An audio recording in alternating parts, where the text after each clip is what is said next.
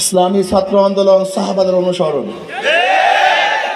ইসলামী ছাত্র আন্দোলন রুহানিয়াত ও জেহাদের সমন্বিত প্রয়াস, ইসলামী ছাত্র আন্দোলন নিজেকে গড়ার ভিত্তিতে সমাজকে গড়তে চায়। চরমনার নেতৃত্বে একটা সুস্থ ধারার শুদ্ধ ধারার একটা রাজনৈতিক সংস্কৃতি চালু হয়েছে এবং বাংলাদেশের মানুষ সেটাকে গ্রহণ করেছে।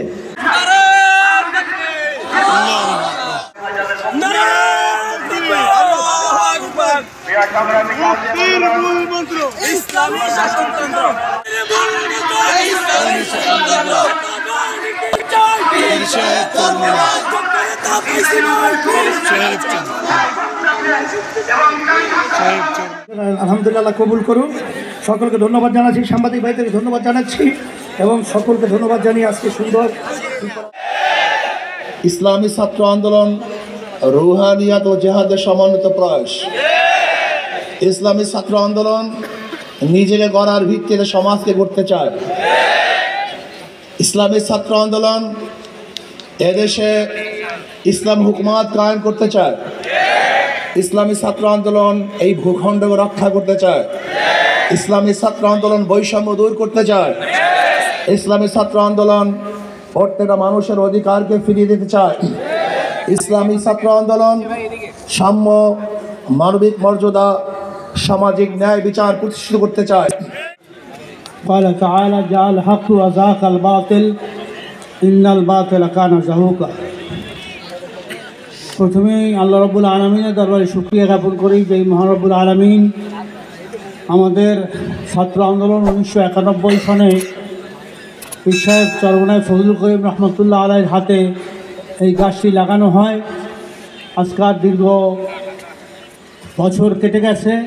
তার উদ্দেশ্য ছিল যে শিক্ষাঙ্গনে বিশেষ করে রাষ্ট্র চালানোর জন্য প্রশাসন, সেখানে একঝাঁক সৈনিক ছাত্র যারা তাদের যোগ্যতা দিয়া, শিক্ষার যোগ্যতা দিয়া বাংলাদেশের প্রশাসন থেকে শুরু করে উপর লেভেল থেকে নিচ পর্যন্ত সব জায়গায় ছাত্ররা থাকবে এবং সৎ, ধার্মিক, মুত্তাকি, তাকওয়াওয়ালা ছাত্র গঠন হবে সাহাবাদের নমুনা। আমাদের বঙ্গ অভিভাবক পীর সাহেব চরমনার নেতৃত্বে একটা সুস্থ ধারার শুদ্ধ ধারার একটা রাজনৈতিক সংস্কৃতি চালু হয়েছে এবং বাংলাদেশের মানুষ সেটাকে গ্রহণ করেছে। কিন্তু বিপরীতে আমরা দেখলাম পুরনো কিছু দল, পুরনো কিছু গোষ্ঠী তারা সেই ফেসিবাদী আচরণ করেছে, যারা পূর্বে তারা অতীত এই আচরণগুলো করেছিল সরকারে থাকা অবস্থায়। সেই সাথে আমরা দেখলাম ধর্মীয় ভণ্ডামির নামে কিছু ব্যক্তি, কিছু গোষ্ঠী আমাদের দিনী অঙ্গনের মাঝে ধর্মীয় জায়গাগুলো আঘাত হানার চেষ্টা করছে।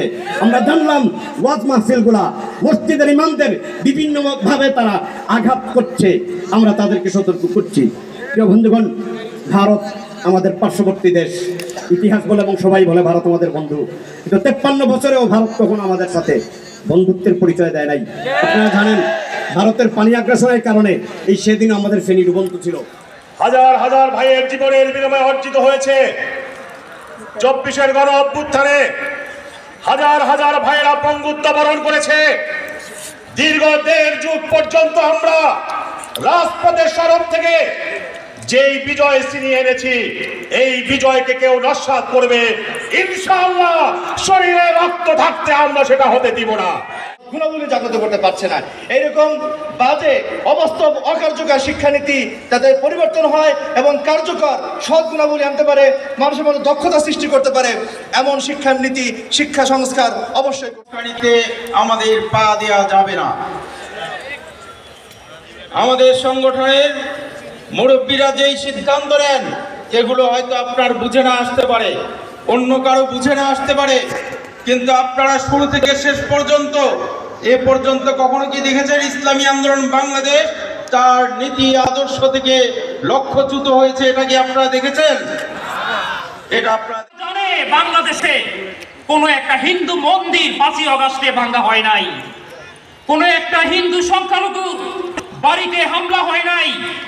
কিন্তু তারপরেও যদিও তারা বিশ্বের মধ্যে আইটিতে অত্যন্ত উন্নত মানের একটা অবস্থান, তাদের কমিউনিকেশন যোগাযোগ ব্যবস্থা, স্যাটেলাইট ব্যবস্থা সব ভালো, তারা সত্যকে জানে, কিন্তু শুধুমাত্র হিন্দুত্বকে জাগ্রত করার জন্য, অর্থাৎ তাদের ভোট ব্যাংকে বাড়ানোর জন্য বাংলাদেশে তারা হিন্দু নিপীড়নের ভুয়ো দাবি তুলে বাংলাদেশের সীমান্তে সীমান্তে তারা পায়চারা শুরু করেছে।